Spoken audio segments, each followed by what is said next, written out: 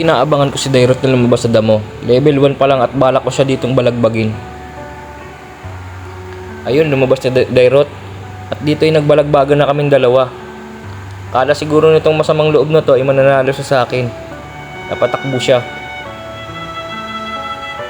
Pero ewan ko ba dito sa sunod na mangyayari kung ba't siya bumalik. Akala siguro ng masamang loob na to ay makakauwi pa siya. Dito na magtatapos ang kanyang buhay. Siyempre gagawin natin ng orasyon. Dito ngayon nagbabalak na naman akong ambusin dito si Dairot. At sakto, bigla siyang pumunta dito. At dito yung magbabalagbagan na naman kaming dalawa ni Dairot. At itong masamang loob na to ay bigla na lang unti-unting namamatay ng biglaan. Dito'y pumalag siya. Akala na siguro yung mapapatay niya ako. Laki mong asa. Yan tuloy yung napala. Biglang nawala. Siyempre di mawawala ang orasyon. Ngayon nagtawag pa si Dairot ng masamang loob. Akala siguro ng dalawang mokong na to ay talagang mananalo na sila. Pero di nila alam na wala silang silbi at walang kwenta. Ito nangyari sa mga nagtatawag pa ng kakampi. Hindi kaya mag-isa. Yan tuloy ang napala. Biglang nawala. Kanina isa lang ang tinawag. Ngayon nagtawag pa ng isa. Di tatlo na sila. Akala siguro ng mga to ay mananalo talaga sila sa akin. Ikaw na MM ka. Napakakapal na mukha mo. Sobrang lambot mo. Hindi na kita kilala. Yan tuloy ang napala. Biglang nabura sa mapa. Aba, ito namang talagang si Dairot na to eh. Tsaka itong mokong na to eh. Kala mo talaga eh. Yan tuloy. Nagbubuwis-buwi ka na naman. Magiging bayani ka ba sa ginagawa mo? At ikaw na mokong ka. Napakakapal na mukha mo. Yan tuloy. Binigyan niyo ako ng triple kill. At kayo'y nabura sa mapa. Wala siguro ng dalawa eh. Makakaligtas sila ng buhay.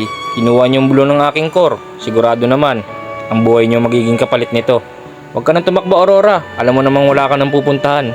At ikaw, Julian, saan ka pupunta? Ha? Sasama na kita kay Aurora para kayo magkita. Talagang matapang to masasamang loob na to. Talagang, nagtawag pa ng mahina. Yan tuloy. Ikaw tuloy na pag-interesan ko at namatay. Susunod ka na tong mga kasama mong mga walang utak. Yan, tumakbo ka kung gusto mo. Takbo lang ha, pero walang tatakas. Hindi ko hahayaan dito na maghari ang mga kadiliman. Dito isa-isa ko kayong papaslangin. At uunahin ko na ang Julian. Aba yung MM napakabilis mawala. Sino pa bang isusunod ko? E di itong mga walang hiya. Itong si Chip na to, akala mo talaga ay matigas. Ba Aurora, lumatakbo ka na naman, wala kang kadala-dala. Yan ang napala. Dito ay naglo-lord si Layla. Aba, kaibigan, tumakbo ka na. Kami nang bahala dito sa mga walang hiya. Dito namin ay sasagad namin ng aming lakas para ubusin sila. Ba, biglang nawala. Sino pang babanatan ko? Naka-triple kill ni Chang eh. Ayun, may natira. Isang basura. Yan, tumakbo ka na. Oh. Dito nga hinihintay ko ng Lord. At dito yung nag-SS na ako. Para dito yung magtapos na ang laban. Aba, akalain mo, pumapalag talaga tong isang to. Chip, wala kang kadala-dala. Yan tuloy, nabura ka na naman sa mapa. Sino pang isusunod ko? Sabihin nyo lang ang pangalan, ita-target lock mo na. Aba, dumadamage ba itong mga to? Parang wala naman. Hindi ko naman napapansin. Ba, kumunti na pala ang buhay ko. Pero yan ang tatapos ang aming duelo.